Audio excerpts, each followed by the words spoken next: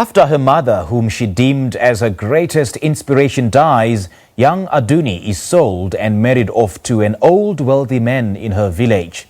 Now, this is narrated in Abi Daré's debut novel, The Girl with the Louding Voice, that has been described as the most inspiring debut for the year 2020.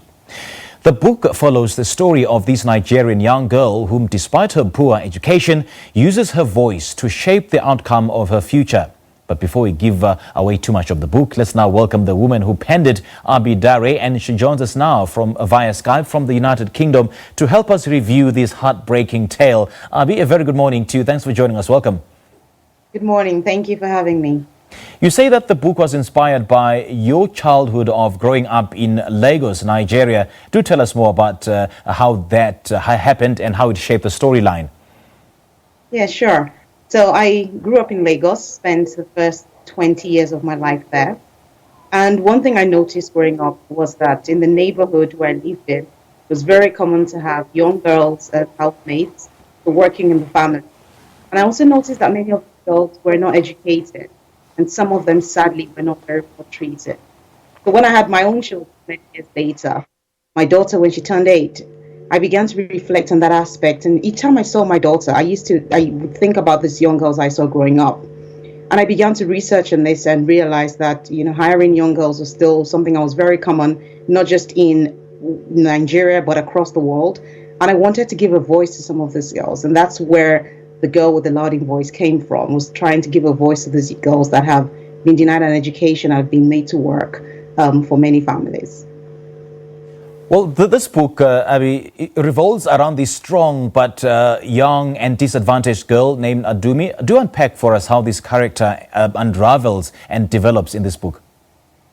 So Adunni is a spirited, intelligent young girl who wants nothing more than to be educated. Now, her mother, who has always advocated for her education, dies. Adunni is then sold to be the third wife of a much local man. Again, my interest in that was trying to highlight the child marriages that still occurs. And while Adunni is married to this man, tragedy occurs in her village, and she escapes that and moves to Lagos, where she becomes a housemaid for a wealthy woman. Now, throughout her journey as a housemaid, Adunni does not give up on her dreams of being educated. She continues to fight for herself. She uses her voice, and in many ways, she's told to be silent, but she refuses to be silent. She comes across as someone who's quite intelligent and funny and brave. And at the end of the story, Adunni is able to, in many ways, achieve her dreams just through her ability to continue to pursue it and not to give up. So she's an inspirational character, a hope for many. So it was just a great opportunity to write her story and to draw inspirances from her. And just picking up on that point, Abi, using one's voice comes across as one of the most powerful tools in this book, but young Adunni finds it very difficult to articulate herself well, and she speaks what is now known as broken English. Yeah, absolutely. So one thing I noticed was, growing up, was that many of the girls that I knew as maids were not able to navigate English language very well. Now, they weren't speaking Pidgin English, which is a version of English that even the educated can speak. They spoke in their own way, so they were able to articulate themselves through their own eyes. And I wanted that to reflect in the character. I thought it was important for myself as the author and for my readers to be able to connect to Adunni's character that way. And so she makes up words her own in English for her own self, and it helps to enrich her as a character, and it just makes her a more beautiful person. As she journeys through the book and she gets to speak better English, her English improves. But yes, she does speak broken English from the start of the book to about sort of 3/4 of the way, which is just it was just a great opportunity to be able to do that. Yeah, and I found one of the most heartbreaking moments, I would say, in this book is when she loses her mother, who is her role model and greatest inspiration, of course, and is eventually sold off to marry an old guy in the village by her father.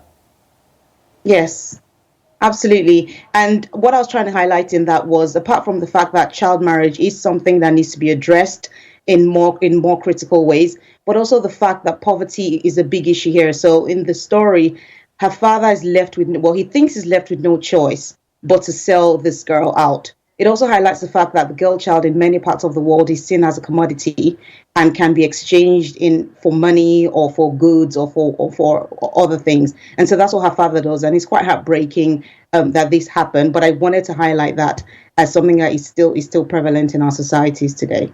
Now, Abi, you grew up in Lagos, but you are now based in the United Kingdom. Just how much of your reality is reflected in this book? My reality is not that much reflected, although as we go through the story of Adunni and she gets to Lagos and she meets middle-class families that I have come from as well in Nigeria, I think a bit of my reality is reflected there, being able to, for Adunni to be able to look into the lives of another class. So one thing that the book also tries to address is the differences in class between the rich and the poor, and just looking outside from someone who's come from poverty. But I have lived in England for many years, and I don't have housemates. I do most of my chores myself, so it's quite different. But that said, I go back to Nigeria every year.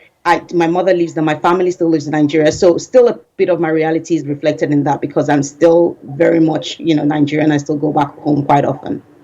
All right, Abi, great read there. Thank you so much for sharing your thoughts and your collections with us.